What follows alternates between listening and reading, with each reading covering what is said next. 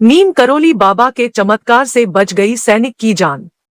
गोलियों का भी नहीं हुआ असर। नीम करोली बाबा को इस युग का सबसे महान संत माना जाता है। बाबा का वास्तविक नाम लक्ष्मीनारायण शर्मा था। नीम करोली बाबा हनुमान जी के परम भक्त थे, लेकिन उनके भक्त उन्हें हनुमान जी का अवतार मानते थे।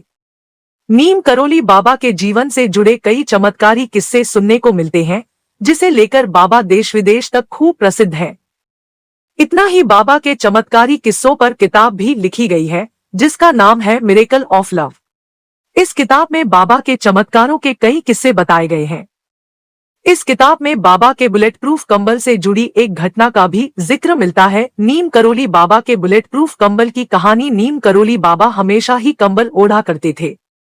रिचर्ड एल्पर्ट रामदास ने अपनी किताब मिरेकल ऑफ लव पर बुलेट प्रूफ कंबल से जुड़ी घटना का जिक्र किया है। रिचर्ड एल्पर्ट ने बताया कि बाबा के कई भक्तों में एक बुजुर्ग दंपति भी थे, जो कि फतेहगढ़ में रहते थे। बाबा के चमत्कारी कंबल की यह घटना 1943 से जुड़ी है। एक दिन बाबा अचानक बुजुर्ग दंपति के घर पर पहुंच गए।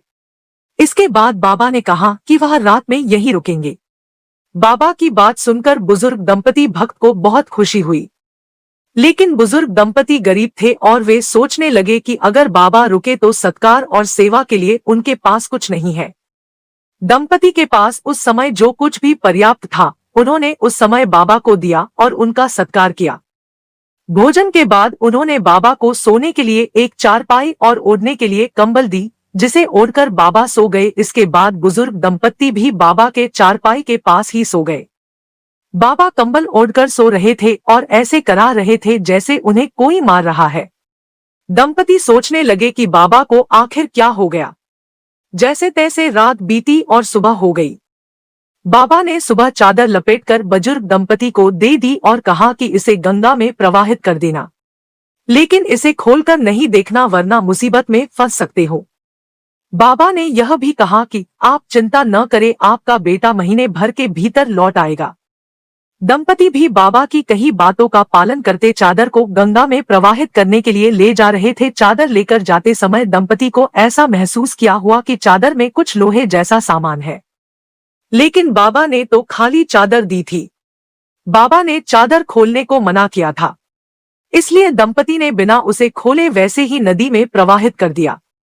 बाबा के कहनुसार 1 महीने बाद बुजुर्ग दंपति का बेटा भी बर्मा फ्रंट से घर लौट आया। यह दंपति का इकलौता बेटा था, जो कि ब्रिटिश फौज में सैनिक था और दूसरे विश्व युद्ध के समय बर्मा फ्रंट पर तैनात था। बेटे को घर पर देख बुजुर्ग दंपति की खुशी का ठिकाना नहीं रहा, लेकिन बेटे ने अपने माता पिता को ऐसी घटना के बारे में बताया जिसे सुनकर वो हैरान रह गए। बेटे ने कहा कि लगभग महीने भर पहले एक दिन वह दुश्मन फौजों के बीच घिर गया और रात भर गोलीबारी होती रही। इस युद्ध में उसके सारे साथी भी मारे गए, लेकिन वह अकेला बच गया। बेटे ने कहा कि मैं कैसे बच गया यह मुझे भी मालूम नहीं। उसने कहा कि उस पर खूब गोलीबारी हुई, लेकिन एक भी गोली उसे नहीं लगी। रात भर वह जापानी दुश्मनों के बीच लड़ता रहा और जीवित बच गया। इसके बाद सुबह ब्रिटिश फौज की और टुकड़ी आई। दरअसल यह वही रात थी जिस रात नीम करोली बाबा बुजुर्ग दंपति के घर आए और रुके थे। बुजुर्ग दंपति की आंखें भर आई कि उनका बेटा सकुशल घर वापस आ गया। साथ ही दंपति बाबा के चमत्कार को भी समझ गए थे।